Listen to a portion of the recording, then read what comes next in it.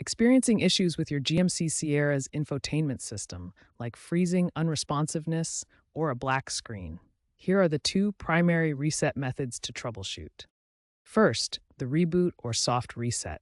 Simply press and hold the power button on your infotainment screen for 10 to 15 seconds until it shuts down and restarts. This clears temporary glitches without erasing your data and is the first step for minor issues. For more severe problems, such as persistent software corruption, a factory reset or hard reset may be needed. This restores the system to its original settings, erasing all user data like paired devices and saved preferences. Access this option via Settings, System, Factory Reset. Be aware that the default password is often 000 or 1234. A factory reset can take 10 to 30 minutes and requires you to reconnect to services like SiriusXM. Remember to try a reboot first before resorting to a factory reset. If you're facing a black screen on your GMC Sierra infotainment system, start with a reboot or factory reset.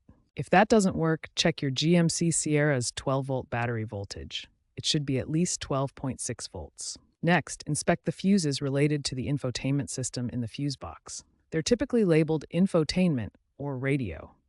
If it's suspected to be a software issue, but resets don't work, it might be a hardware failure requiring dealership intervention.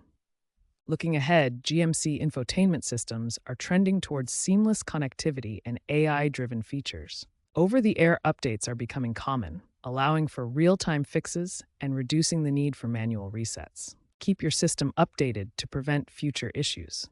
Future models will likely feature self-healing software that auto-detects problems.